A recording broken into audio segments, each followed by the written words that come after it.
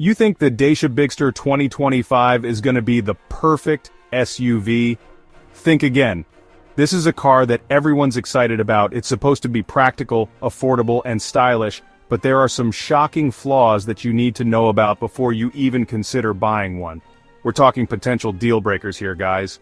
I'm going to take you through them one by one, so you can decide for yourself if the Bigster is really all it's cracked up to be. Stick around because you do not want to miss this.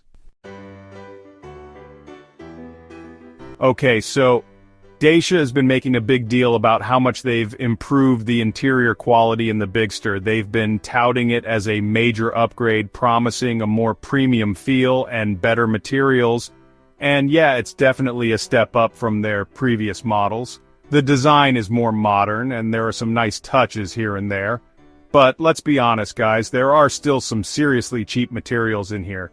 It's not all sunshine and rainbows. I'm talking hard plastics on the dashboard, doors, and center console. These are areas where you expect a bit more refinement, places where you're constantly touching and interacting with the car. You want these areas to feel good to the touch, right? And it's not just the look and feel, it's the sound too. The acoustics of the materials matter. Tap on these plastics and you get a hollow, cheap sound. It's a bit of a letdown. Not exactly what you want in a brand new SUV, right? You expect more for your money, especially in a vehicle that's supposed to be an upgrade.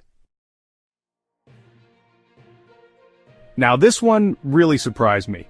Dacia is only offering the Bigster with a very limited range of engines, and we're not talking about different power outputs here. I mean, like, barely any options at all. You've got your basic gasoline engine, and that's pretty much it. No diesel, no hybrid, definitely no fully electric version. Come on, Dacia, this is 2025. Buyers want choices, especially when it comes to fuel efficiency and performance. This lack of variety is a major letdown and a real head-scratcher. I'm not going to sugarcoat this. The infotainment system in the Dacia Bigster feels incredibly basic, especially for a 2025 model. The screen is small, the graphics are dated, and the whole thing just feels sluggish and unresponsive. And don't even get me started on the lack of features. No Apple CarPlay, no Android Auto, no wireless charging pad. It's like Dacia took a time machine back to 2015 and picked up whatever infotainment system was lying around. In today's world of hyperconnectivity and seamless integration, this is simply unacceptable. Chapter 4. Build Quality Concerns. Now I have to preface this by saying that I've only driven pre-production models of the Bigster. But I've got to say, I did notice some questionable build quality issues that have me a little concerned. Things like inconsistent panel gaps, flimsy-feeling door handles, and some rattles and squeaks coming from the interior. These are all things that could potentially be ironed out before the car goes into full production. But they're still worth noting, especially if you're someone who values solid build quality and attention to detail. Chapter 5. Safety features pay up or risk it. Okay, so safety should never be an afterthought, right? But it seems like Dacia might disagree. Because if you want the Bigster with all the latest and greatest safety features, you're gonna have to shell out for the top-of-the-line trim level. The base model comes with the bare minimum, and I'm talking really basic stuff here. Want blind spot monitoring, lane keep assist, adaptive cruise control? Be prepared to pay extra because those are all optional extras. Not cool, Dacia, not cool. Chapter 6. This transmission needs a caffeine boost. Alright, let's talk about the driving experience for a second. Specifically the transmission. It just feels sluggish. Especially in city driving. You step on the gas, and there's this noticeable delay before the car actually responds. It's not a deal breaker, but it definitely detracts from the overall driving enjoyment. And it makes the Bigster feel a lot less refined than some of its competitors. Dacia, a little more responsiveness would go a long way here. Chapter 7. Rear visibility? What rear visibility? Visibility is key in an SUV, right? Well, the Dacia Bigster doesn't exactly excel in that department.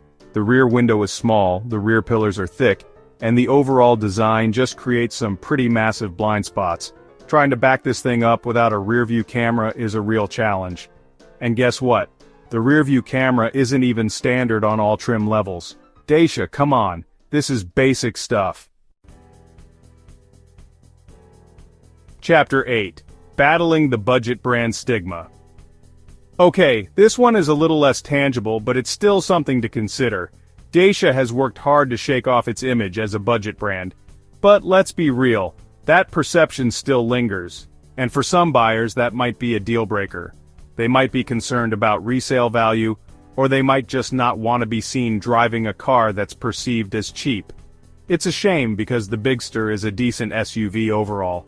But that budget brand stigma is tough to shake. Chapter 9. The future is electric, but not for the Bigster. The automotive world is rapidly moving towards electrification. Hybrids, plug-in hybrids, fully electric vehicles, they're everywhere you look.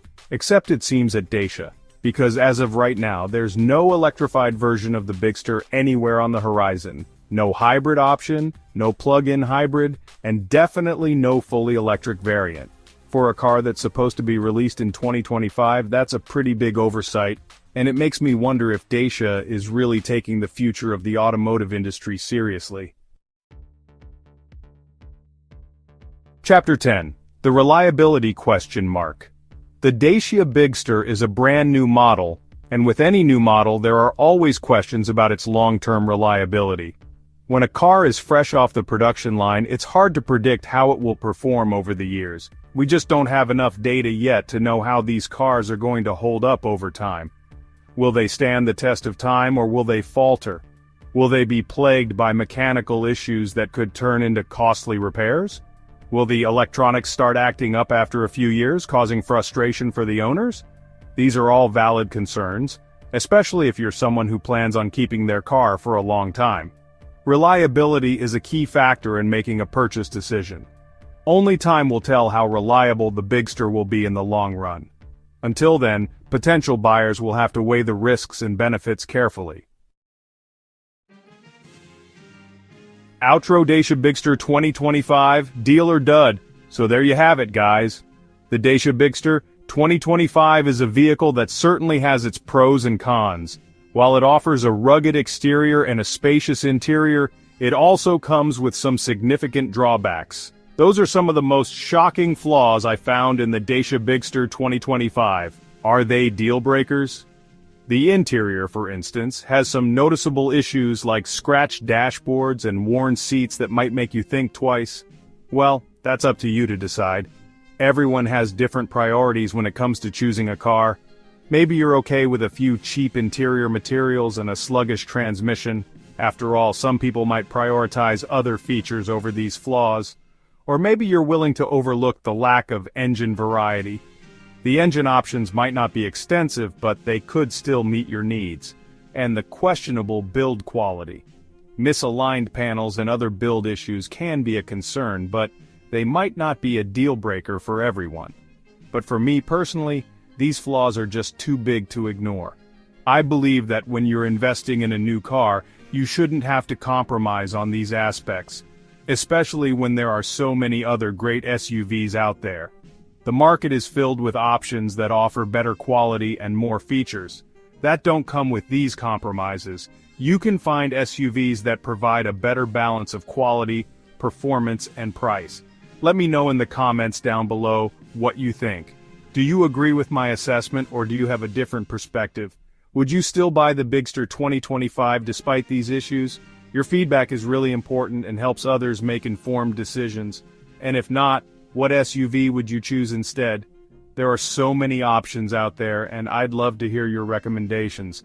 Don't forget to subscribe to the channel for more car reviews and comparisons. Thanks for watching. Your support means a lot and helps us bring you more content.